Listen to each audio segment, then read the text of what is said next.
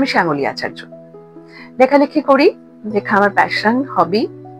চাকরি করি আজকাল পাবলিশার্স প্রাইভেট লিমিটেডে। আমি অ্যাসিস্ট্যান্ট ম্যানেজার আজকাল পাবলিকেশনে। আজকে যেখানে এসে পৌঁছেছি, সেই পৌঁছে যাওয়ার পথটা খুব সুগম ছিল না, কখনো থাকে না আসলে।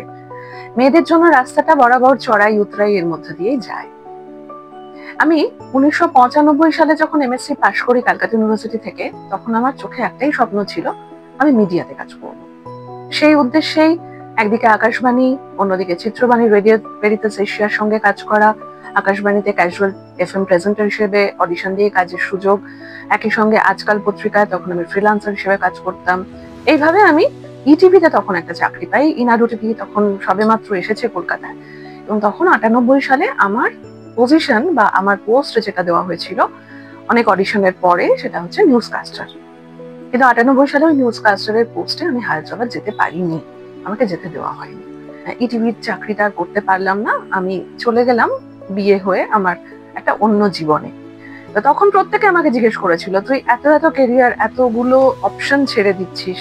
তখন আকাশবাণীর এফএম প্রেজেন্টার হিসেবে আমার কাজ, তখন চিত্রবাণীতে রেডিও ভেরিটাস এশিয়াতে আমার কাজ, তখন আজকাল পত্রিকায়, সুস্থ পত্রিকায় আমার ফ্রিল্যান্সার হিসেবে কাজ, একই সঙ্গে ইটিভিতে একটা পার্মানেন্ট চাকরি, সবকিছু একসাথে ছেড়ে দিয়ে তুই কি পাচ্ছিস? তখন আমার উত্তর ছিল, আমি চেষ্টা করব লেখালেখি করতে, কারণ সেখানে অন্য কোনো ইন্টারফারেন্স থাকবে না। আমি ভুলে গিয়েছিলাম আমি লিখতে এসেছিলাম। অনেক দিন পরে আমার যখন মনে পড়লো, তখন আমার বাবা ক্যান্সার আক্রান্ত, আমার একটি ছোট্ট মেয়ে হয়েছে, আমি সংসারে তখন একদম বিপর্যস্ত। আমার ফেরার ইচ্ছে ছিল, কিন্তু আমি তখন যেভাবে যে জায়গাগুলো ছেড়ে চলে গিয়েছিলাম, সেই জায়গাগুলো আর সবগুলোতে ফিরতে পারিনি। আমি শুরু করলাম রিসার্চ করতে।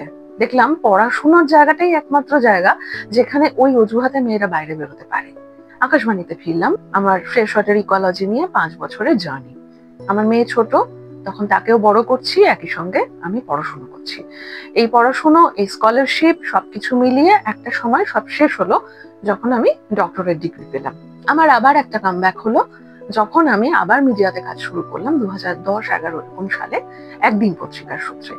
একদিন পত্রিকায় প্রথমে শুরু হলো আমার জার্নি। আমি তখন মেয়েদের বিভাগ, মানে সাধারণভাবে মেয়েদের চেষ্টাই করা হয় হেলথ, এন্টারটেনমেন্ট এইসব সেকশনগুলো দেওয়ার। আমি সেই সব সেকশনগুলো একটু একটু করে কাজ শুরু করলাম। কাজ করতে করতে একটা জায়গায় পৌঁছলাম।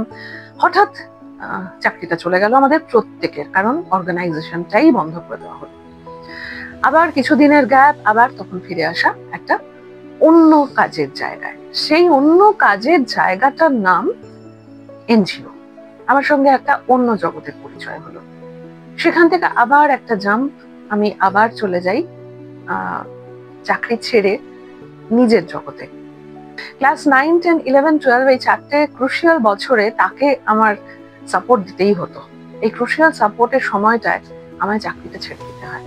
আমি 4 বছর কোনো চাকরি করিনি, আমি নিজের মতো করে লেখালেখি করেছি, এবং সেই লেখালেখি ভরসাতেই আমি এই মুহূর্তে পাবলিকেশনে চাকরি করছি।